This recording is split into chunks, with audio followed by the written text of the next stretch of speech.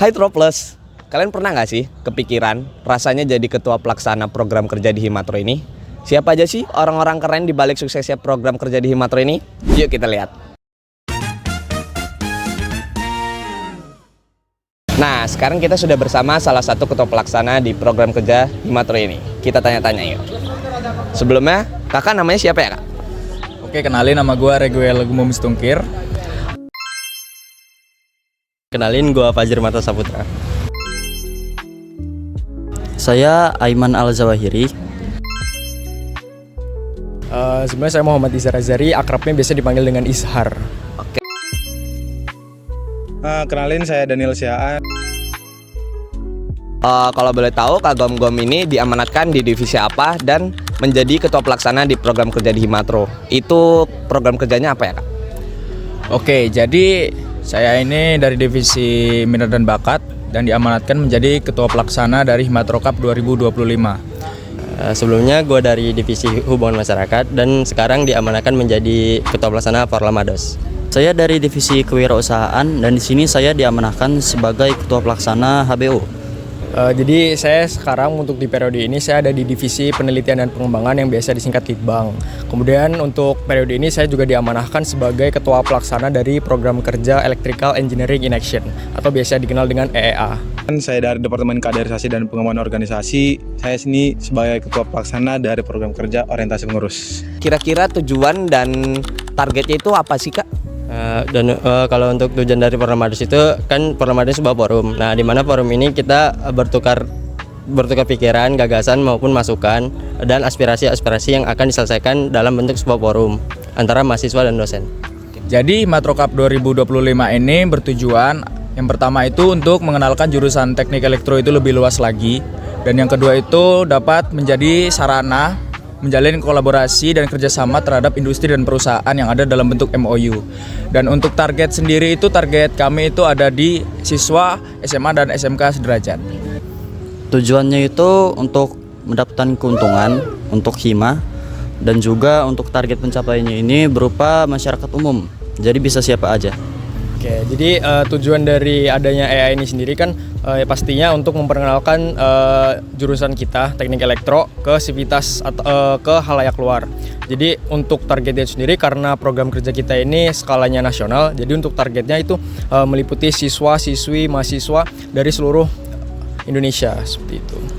Pertama, untuk target audiensi dari program kerja ini itu sendiri untuk pengurus Himatro 2005 untuk satu periode ini. Terus tujuannya itu sendiri pertama untuk membekali pengurus tentang dasar-dasar organisasi serta menjelaskan pengurus untuk membangun brandingan diri mereka agar kepake nanti di lingkungan sekitarnya masyarakat serta untuk membangun portofolio mereka di LinkedIn gitu. Kira-kira bagian tersulit di program kerja ini itu apa ya kak? Oke, untuk bagian tersulit itu mungkin saya bagi dua.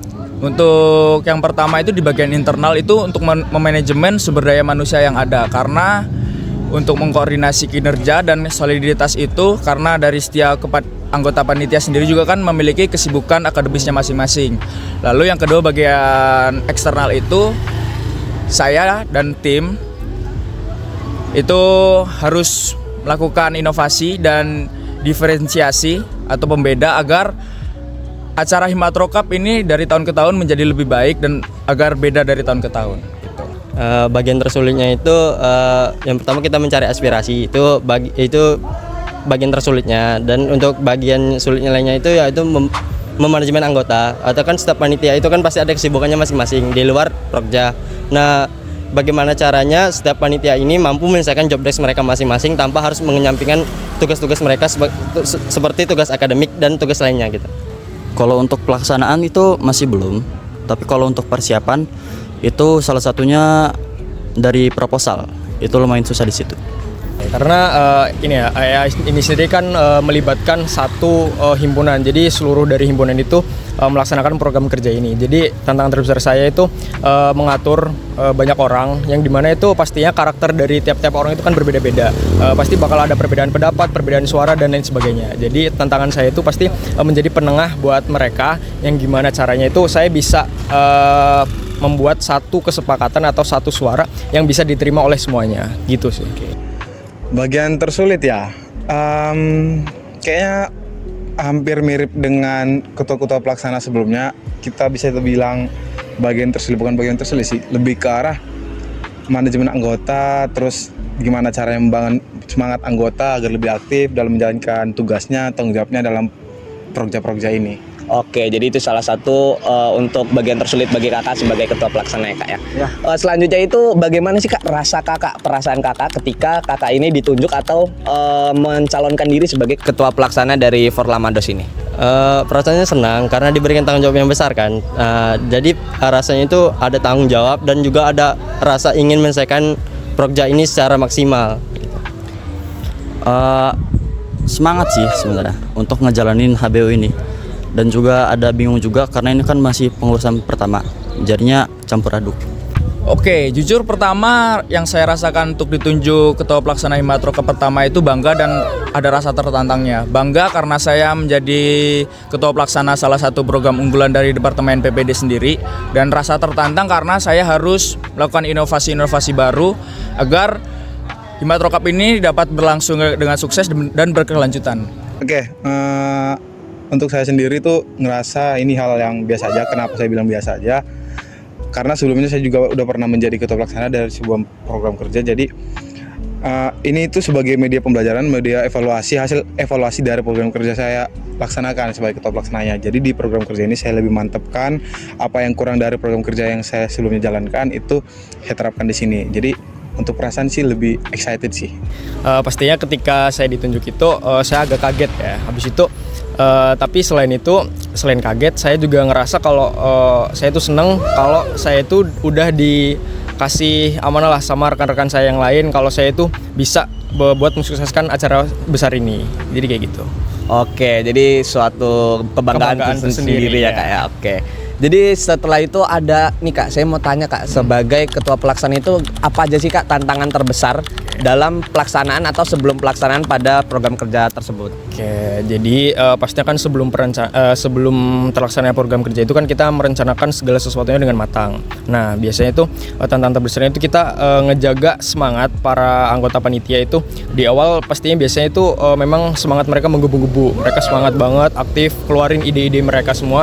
Tapi biasanya di pertengahan atau mulai ke akhir itu mulai turun tuh semangatnya atau mereka udah kerasa tuh capeknya. Jadi tantangan dari saya itu gimana caranya ngejaga semangat mereka, saya itu memotivasi mereka itu gimana caranya biar tetap semangat buat ngejalanin proja itu. Bagian terbesar itu atau tantangan terbesar ya? Tantangan terbesar itu yang pertama memanajemen waktu saya. Nah, kalau manajemen waktu saya kan harus saya imbangin benar antara akademik dan juga hima. Nah, di mana saya juga ingin memanajemen anggota saya. Nah, kalau sebelum persiapan acara yang pastinya membuat timeline atau job desk atau to-do list yang akan dilakukan sebelum hari H acara, dan setelah hari H acara itu akan menyusun LPJ atau laporan pertanggungjawaban. Oke, mungkin kalau kita lihat ya, tantangan terbesar itu pertama ada di konsep sih ya. Mungkin kalau kita lihat konsep program kerja orientasi pengurus ini bukan cukup berbeda, tapi ada inovasi sedikit dari tahun-tahun sebelumnya. Itu satu, kita nyusun konsepnya. Terus cari materi yang cocok, yang berbeda dari tahun-tahun sebelumnya, yang sesuai dengan kebutuhan para pengurus kita. Terus mencari pemateri yang relevan dan kredibilitasnya itu ada untuk membawakan materi itu. Terus urusan dengan birokrasi. Oke, untuk tantangan terbesar dalam persiapan atau pelaksanaan itu mungkin yang pertama dari perencanaan untuk penentuan tanggal dulu. Soalnya dari Himatro Cup sendiri ini kan berbentuk sebagai lomba futsal. Jadi kita harus melihat timeline lomba futsal yang ada di Lampung ini agar kita tidak nabrak gitu. Dan tantangan yang lain itu kita harus melihat benar-benar kinerja dari keanggotaan dan kepanitiaan ini agar Himatro Cup ini terus berproses dan dapat berjalan dengan lancar. Tantangannya balik lagi ke yang tadi, bagian proposal tadi, dan juga salah satunya itu ada sponsor. Jadinya kayak sponsor ini inti dari HBO ini. Kalau misalnya gak dapat sponsor, kemungkinan bakalan rugi gitu sih. Oke, jadi tantangan terbesar itu dari sponsor ya kak ya. Jadi untuk sekarang mungkin agak sedikit improvisasi lagi untuk sponsornya tersebut. Oke. Terima kasih Kak untuk atas waktunya dapat diwawancarai. Terima kasih Kak sudah menyempatkan waktunya untuk wawancara kali ini. Baik, terima kasih Kakak untuk tanya-tanya dari program kerja HiCap. Jadi terima kasih Kakak untuk waktunya dapat diwawancari oleh kami. Terima kasih Kak untuk waktunya atas wawancara tersebut. Ya, jadi seperti itulah wawancara yang seru dan menarik dari beberapa ketua pelaksana di program kerja Himatro ini. Jadi ketua pelaksana itu bukan hanya tentang tanggung jawab, tetapi di mana kita belajar, tumbuh, dan mencari kenang-kenangan bersama teman-teman lainnya. Sekian episode kali ini, sampai jumpa di episode selanjutnya.